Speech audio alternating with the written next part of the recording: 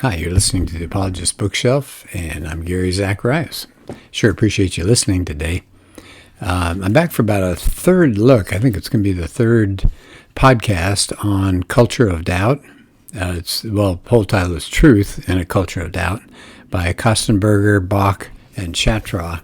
And Kostenberger is a senior research professor of the New Testament. Bach is a senior research professor of the New Testament studies at Dallas Theological Seminary.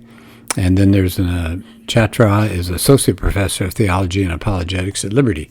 So the three of them got together to deal with what they call engaging skeptical challenges to the Bible. And we're sure seeing a lot of skeptical challenges these days, aren't we? So chapter 2 says, is the Bible full of irresolvable contradictions? And I'll tell you one thing I like about this book is at the beginning of each chapter, they explain what the claims are that they're going to go after. So here are the 5 claims. The New Testament authors have contradictory points of view on major issues. Number 2, attempts to reconcile different events in the New Testament are mistaken because trying to harmonize these things creates another account that's different from the ones that you're reading. Number 3, the Gospel's chronological differences are actual historical contradictions. Number 4, the Gospels are so different in detail that they've got to be called erroneous at numerous points. They can't be viewed as divinely inspired. And then number 5, the diversity of views that you get in the New Testament shows that Jesus was not considered to be God in any sense. Now, he eventually became divine for his followers before he began to be thought of as equal with God Almighty. All right, so those are the challenges out there. And so guess who they're going to refer to more than once? Bart Ehrman, sure. I like this. They said Ehrman regularly claims that the modern scholarly consensus, and those are in quotation marks, support his claims. And he says that what he believes, that's standard fare. He says, held by all my closest friends. He said they're widely accepted among New Testament scholars. He says they're widely taught in seminaries and divinity schools. But they said it's only by defining scholarship on his own terms and by excluding those that disagree with him that he can imply that, oh, everybody else agrees with me. One reviewer of Ehrman said this: he fails to mention that of all the ATS-accredited seminaries in the U.S., the top 10 largest seminaries are all evangelical. They represent thousands of students, hundreds of professors. If virtually all seminary professors agree with Ehrman, then who are these professors teaching at the 10 largest U.S. seminaries? Apparently, the only schools that count in Ehrman's analysis of modern seminaries are the ones that already agree with him. So this author says, it's not so difficult to prove your views are mainstream when you get to decide what is mainstream. And so the 3 authors say, with that kind of rhetoric, that kind of comment, what Ehrman's trying to do is intimidate an audience that doesn't really know a lot about what he's talking about. And because he keeps talking about this weight of the circle of scholarship, and his is the only real type of scholarship, but it says that doesn't really help when you're trying to deal with the evidence. So it said, the fact is, hundreds of reputable biblical scholars disagree, right? There's the key word. They disagree with Ehrman on key points. And they quote Ben Witherington, and I like his material. He said, the more I studied the Bible, the less I was prone to accuse the Bible of obvious historical errors and stupid mistakes. He says, to the contrary, I found the Bible rich, complex, varied, and helpful and truthful in dealing with precisely such life and death matters. He said, why exactly did studying the Bible at the same way at seminary and during doctoral work lead Bart Ehrman and myself to such different conclusions?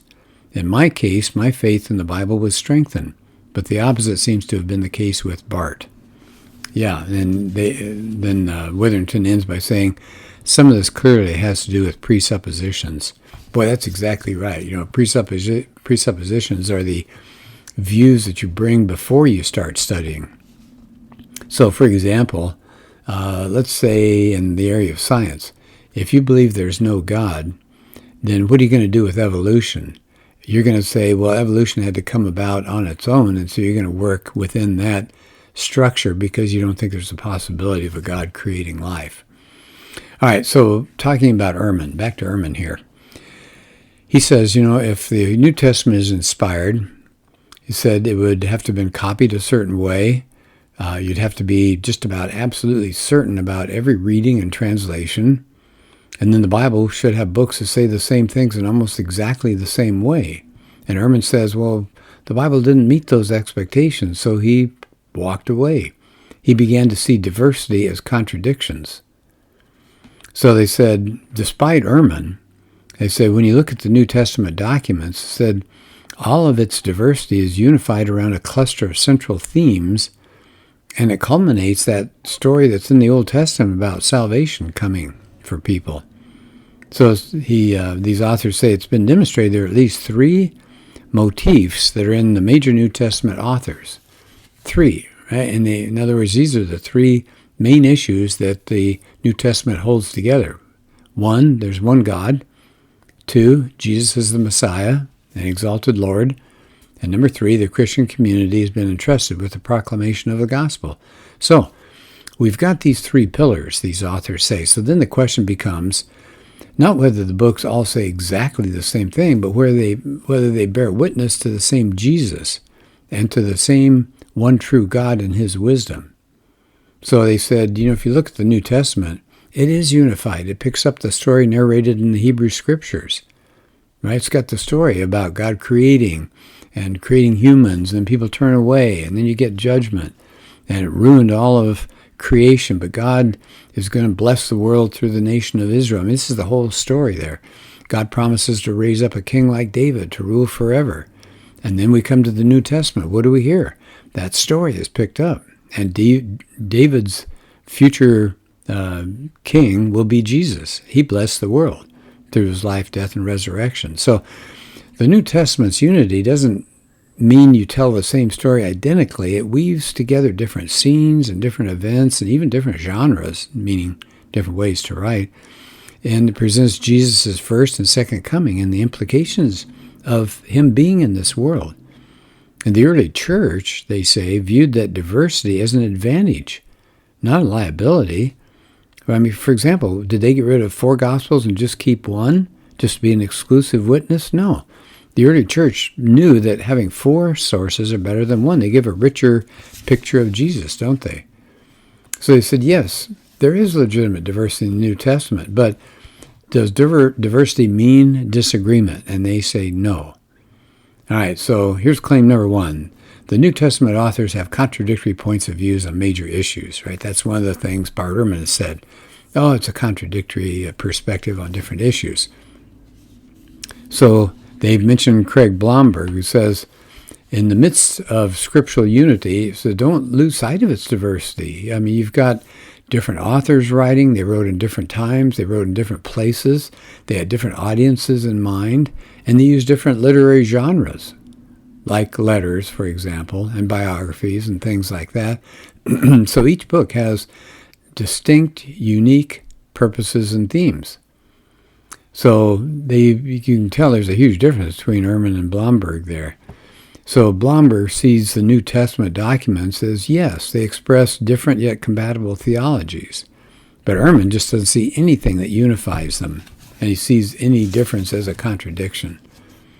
So we recognize the New Testament, they said, the unity in it, but they said that doesn't preclude the realization that the biblical authors were real people who had their own particular points of view and things that they wanted to emphasize. So here are a couple of test cases. Let's get specific, they say. Let's take a look at cases that talk about these contradictions that Ehrman brings up. So how about this one?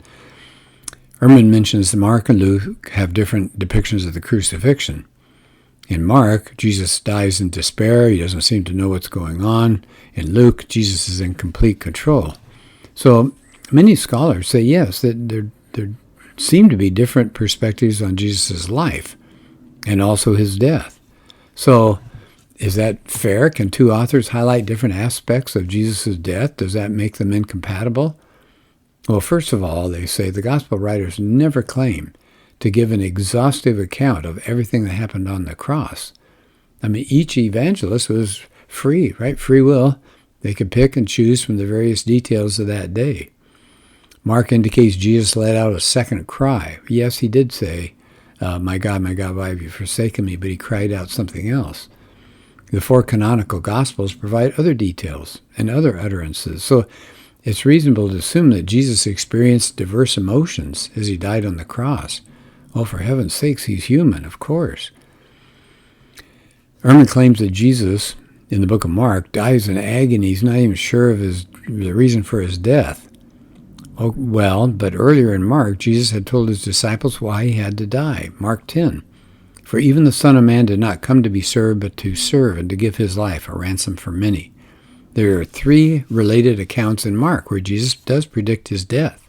Mark 8, 9, and 10. So even while facing the agony of what he was going to suffer, Jesus in the Garden of Gethsemane says, my betrayer is near, let's go. It doesn't sound like a man who's lost control. And in Mark 14, Jesus is in front of the high priest. He provides the testimony that led to his crucifixion. So it's true, Luke does highlight Jesus' confidence in the face of suffering, but it's not absent in Mark. Here's another test case that Ehrman wants to go with. The Gospels of Matthew and Luke mention Jesus' virgin birth, but it seems like Mark and John are unaware of it. I mean, after all, Matthew and Luke are the only ones that affirm the virgin birth. But did that mean the other two Gospels denied it or were unaware of it? Mark and John just didn't include it. And any historical account by any nature is selective. So why would you go after the Gospels? Because they put some things in and left other things out. Why do you have four Gospels? To have four different perspectives. Mark doesn't just skip over the virgin birth, by the way. He skips over the first 30 years of Jesus' life. And they claim it's really illegitimate to contend that just because Mark doesn't mention it, that he didn't know about the virgin birth. So I think that's a good point. What about John? Well, when he opens his gospel, wow, he does much more than the virgin birth. It's even grander, right? It's Jesus pre-existing in glory with God the Father. Some people have even detected indirect references to the virgin birth in John's gospel. How about John 1:13? He speaks of those who are born not of blood, or of the will of the flesh, or of the will of man, but of God. That might be a hint to the virgin birth. How about, we weren't born of sexual immorality. We have one God Father. That's John 8. Says maybe there's something going on there. When it says the Jews weren't born of sexual immorality, Jesus was. That was the rumor going around at the time. Here's a test case number 3. In other words, here's another challenge. Well, in Matthew, Jesus refuses to perform a miracle to prove his deity, but in John, over and over again, we get these spectacular deeds. They're not called miracles, they're called signs, and they're used to convince people of his true identity. But if you look more closely, they say the Gospels, they contain both positive and negative remarks concerning Jesus' miracles. So, for example, take the case of John doing those signs. He may have picked up on the only event identified as a sign in relation to Jesus in Matthew, Mark, and Luke. That's the sign of Jonah. So John, probably writing later, apparently sought to make a theological point about not the display of Jesus' power in and of itself. I mean, what if people saw or even were the beneficiaries of one of Jesus' miracles, but suppose they didn't perceive that the miracles pointed to what Jesus was? So John, rightly, I think, was looking at Jesus' miracles not just to wow people, not just to go, oh, wow. It was to induce them into faith in the Messiah. So John chooses to call these miracles in Matthew, Mark, and Luke, he calls them signs, to make it clear that what really mattered was how those miracles were points, right? They were pointing. They were like signposts to recognize Jesus as the Messiah and Son of God. All right, here's another test case, number 4. Matthew and Paul, a contradiction on salvation and the law. Well, what does Romans 3:21 say? Well, for Paul, salvation comes only by believing in the death and resurrection of Jesus, not following the requirements of the law. But Ehrman says, well, Paul's theology disagrees with Matthew. So if you look at Matthew 5, Ehrman says in Matthew, the whole law has to be kept. It's intact. And here's what Ehrman says. If Matthew, who wrote some 25 or 30 years after Paul, ever read any of Paul's letters. He didn't find them inspiring. Matthew has a different view of the law. He thinks that they, as followers of Jesus, need to keep the law. They've got to keep it better even than most religious Jews. So for Ehrman in Matthew to be great, that's Matthew 5:19, you got to keep the least of the commandments. And if you want to get into the kingdom, you better keep the law better than the Pharisees. But that's not what Paul says. So they admit that Ehrman's bringing up issues that are pretty involved. And they said scholars have differed in how to understand the relationship between law and gospel. But they say, contrary to what Ehrman is pushing, Matthew and Paul's theology are pretty close, and it testifies to the unity of the writings in the New Testament. So first, most Pauline scholars have noted that in Paul as well, it's important for Christians to keep the law. Now, in the world of New Testament scholarship, there have been debates over what that really means. Right? What does it mean to keep the law? So there's wide consensus, though, that Paul views good works as a part of the Christian life. It's not a saving work, but it's a demonstration that you're a Christian. They also say, if you read real closely Matthew 5:17-20, you see that Jesus' teaching, according to Matthew, looks a lot like Paul's understanding of the law. So law in Matthew 5:18 is not just a reference to the Mosaic law. It refers to the Old Testament scriptures in their entirety. So Matthew 5:19 can be understood as a call to teach and submit to the law, but the law is not going to be obeyed and taught in its old manifestation of the Old Testament, but through Christ's fulfillment of the law. Jesus calls for a fulfillment of the law by looking to the internal aspects of it, how you feel about things in your heart. We've got a Pauline passage in Romans 10 that says, for Christ is the end of the law for righteousness, which I think is a really good point. So end could be referencing Christ as being the termination of the law, or maybe he's the goal of the law, or culmination. I think that works real well. So Paul is saying that the Mosaic law that started so long ago has reached its goal, and then it doesn't really play the same central role that it had before Jesus came, although it's still relevant as you see it through Christ. So both Matthew 5 and Romans 10 show Christ as the culmination of the Old Testament law. They're not really disagreeing. They said also, if you look in Matthew, there are indications that, works are important, but individuals aren't meant to count on them and count on the law to make them right with God. I mean, you think about Jesus' Sermon on the Mount. People felt pretty convicted, right? Those high standards. And it ends with a call to pray to God for his favor. So there's a progression that's going on from Jesus to Paul. Right? Jesus is preaching to people before they've witnessed his death and resurrection.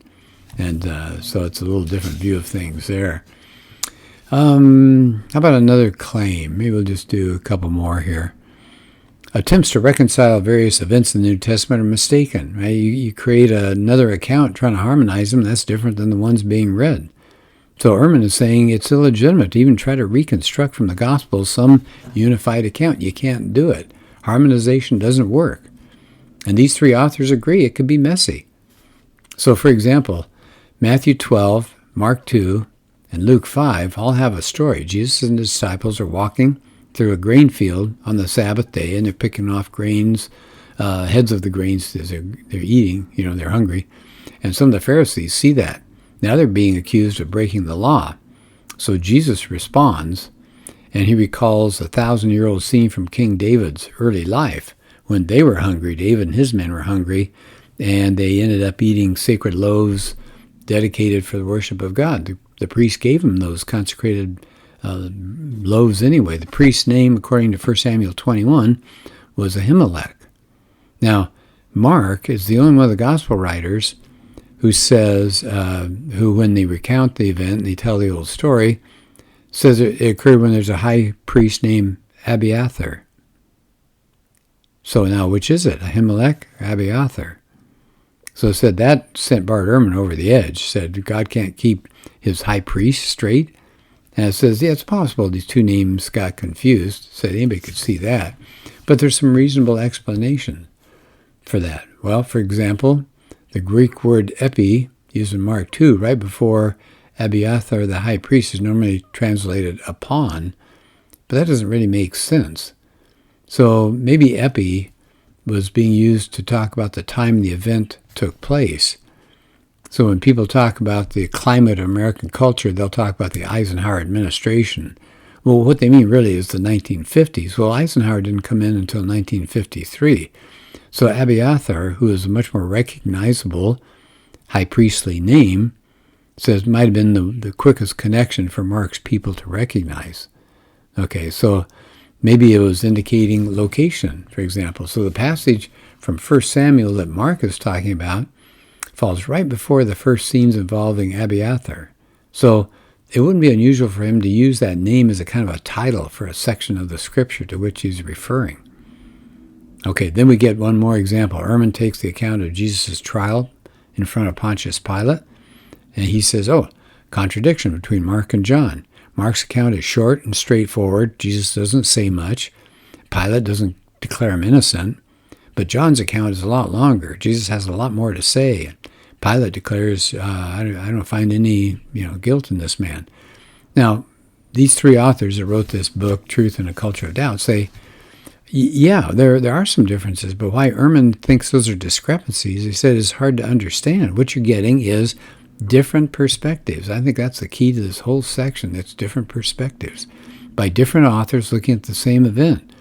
John has some details that you don't find in Mark, but they don't contradict. They said you see that all the time with secular historians, so not a problem there. Well, this is a long chapter, and there's so much good stuff. I think what I'm going to do is end at this point, because I try to keep these podcasts somewhere between 18 to 22 minutes. And my reasoning is, if you're traveling and you're just around town, you're probably going to get where you want to in 15 or 20 minutes. So I'm hoping this becomes, something that you got a definite beginning and a definite end to. Also, maybe if you're around the house, you got a few minutes, you're doing dishes or something. I'm thinking 20 minutes or so is probably a good amount of time to give to this. So that's why I'm doing it the way I'm doing it. So we'll come back to this, but I wanted to get back to some of these challenges that Bart Ehrman and others have made regarding the New Testament.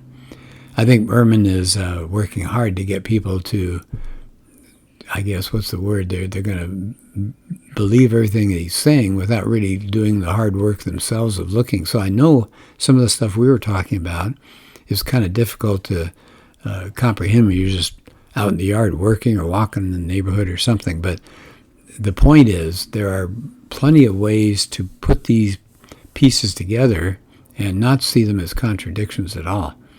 All right, well, thanks for being part of this podcast, and hope your day is going well.